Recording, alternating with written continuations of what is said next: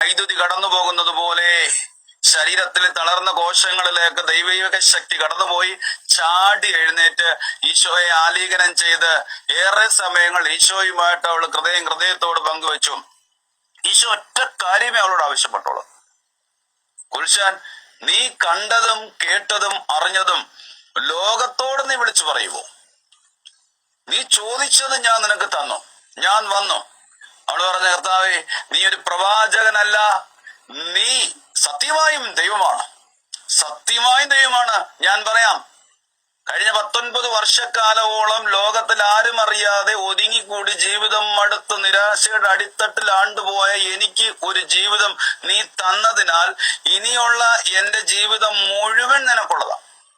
പ്രിയപ്പെട്ടവരെ, പിറ്റേ ദിവസം രാവിലെ സഹോദരങ്ങളൊക്കെ മറ്റു വീടുകളിൽ നിന്ന് വന്ന്, അയൽക്കാർ വന്നു, മതപണ്ഡിതന്മാർ വന്നു, സദ്യ വിളമ്പി. അവള് വിളിച്ചു പറഞ്ഞു, മറിയത്തിന്റെ മകൻ ഈസ എന്റെ റൂമിൽ പ്രത്യക്ഷപ്പെട്ടു, എന്നെ എഴുന്നേൽപ്പിച്ചു. അവര് പറഞ്ഞു അത് പറയരുതും. 3-ാം പ്രാവശ്യം അവള് പറഞ്ഞു. 6 പ്രാവശ്യം പറഞ്ഞപ്പോഴത്തേന് അവളുടെ തലയ്ക്ക് വില പറഞ്ഞു. ഇന്ന് വിശ്വാസികൾ വീടുന്ന് അനുഭവിക്കുന്നത് പോലെ, ഇന്നും രക്തസാക്ഷിത്വം വഹിക്കുന്നത് പോലെ, 2000 വർഷങ്ങൾക്ക് മുമ്പ് റോമാ സാമ്രാജ്യം കത്തിയതുപോലെ യേശുവിന്റെ നാമം സ്വീകരിച്ച് രക്ഷകനെ സ്വീകരിച്ച ഒരു വ്യക്തിക്കെതിരെയാണ് ലോകവും മറ്റു വിശ്വാസങ്ങളും. കാരണം എന്താണെന്നറിയാമോ പ്രിയപ്പെട്ടവരെ? യേശുവിലൂടെ സ്വർഗത്ത് പോകാൻ പറ്റത്തുള്ളൂ. അതുകൊണ്ട് അവരെ പീഡിപ്പിക്കുക എന്നുള്ളത് പിശാചിന്റെ പരിപാടിയാണ്. ഈ പെൺകുട്ടിയെ യേശുവിനെ ഏറ്റുപറഞ്ഞതിന്റെ പേരിൽ, യേശുവിനെ ഉപേക്ഷിക്കാത്തതിന്റെ പേരിൽ ഇവളെ പുറത്താക്കി. ഇവള് പുറത്തുപോയി, ഇവള് വചനം വായിച്ചു, യേശുവിനെ ഏകരക്ഷകൻ നാഥനുമായി സ്വീകരിച്ചു. കർത്താവിന്റെ സകല രഹസ്യങ്ങൾ അവൾക്ക് വെളിപ്പെട്ടു. തീർന്നില്ല, ഏതാനും വർഷം ഇങ്ങോട്ട് കഴിയുമ്പോഴത്തേന് ഇവളുടെ ആനീസ് എന്ന് പറഞ്ഞ ചേച്ചിയുടെ ഹസ്ബൻഡ് ഇവളെ തേടി വന്ന് നിൽക്കുകയാണ്.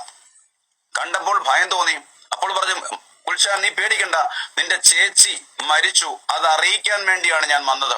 ഇവക്ക് ഏറ്റവും കൂടുതൽ സ്നേഹമുണ്ടായിരുന്ന ഒരു ചേച്ചിയാണ് ആനീസ്.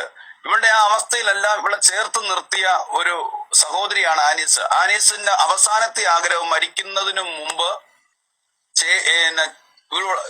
കുൽശാനെ കാണണമെന്നായിരുന്നു.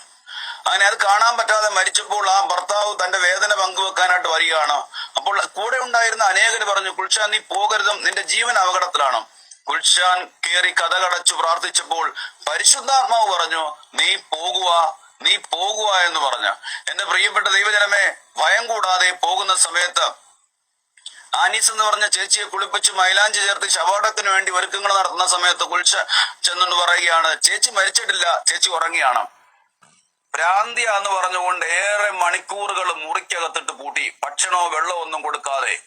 ക്രിസ്ത്യാനിയായി മതം മാറി എന്ന് പറഞ്ഞുകൊണ്ട് ഈ ഒരൊറ്റ കാരണത്താൽ യേശുവിനെ സ്വീകരിച്ചതിന്റെ പേരിൽ ഇവിടെ മുറിക്കകത്തിട്ട് പൂട്ടി. നീണ്ട 14 മണിക്കൂറത്തെ ഒരുക്കങ്ങളെല്ലാം നടത്തി അന്ത്യചുംബനം കൊടുത്ത് ശവടക്കിന് കൊണ്ടുപോകുന്നതിന് മുമ്പ് ആരോ പറഞ്ഞു, അവളുടെ അനിയത്തിയല്ലേ അത്, ഒന്ന് കാണിച്ചുകൂടായോ എന്ന് ചോദിച്ചപ്പോൾ സഹതാപം തോന്നി. മുറിക്കകത്ത് പൂട്ടിയിട്ടിരുന്ന കുൽശാനെ മരിച്ചു കിടന്ന ആനീസിന്റെ അരികിലേക്ക് കൊണ്ടുവരികയാണ്.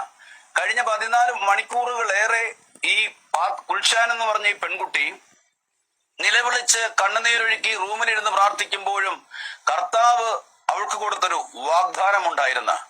ഞാനാണ് ജീവനും പുനരുദ്ധാനവും, ഞാനാണ് ജീവനും പുനരുദ്ധാനവും. ഈശോ ഒരു കാര്യം പറഞ്ഞിട്ടില്ലേ? എന്നിൽ വിശ്വസിക്കുന്നവൻ ഞാൻ ചെയ്തതിനേക്കാൾ വലിയ കാര്യങ്ങൾ അവർ ചെയ്യും. ഈശോയെ സ്വീകരിച്ച ഒരു വ്യക്തി, ഈശോയിൽ വിശ്വസിക്കുന്ന ഒരു വ്യക്തി, ഈശോയെ ഏറ്റുപറയുന്ന ഒരു വ്യക്തിയെ നിലനിർത്തേണ്ട കാര്യം ഈശോയുടെ തന്നെ റോളാണ്. സാബൂള് സഭയെ പീഡിപ്പിച്ചുകൊണ്ടിരുന്ന സമയത്ത്, സാബൂള് പീഡിപ്പിച്ചത് അപ്പോസ്തലന്മാരെ ആണെങ്കിലും കർത്താവ് സാബൂളിനോട് പറഞ്ഞത്, സാബൂൾ, നീ പീഡിപ്പിക്കുന്ന ക്രിസ്തുവാണ് ഞാൻ,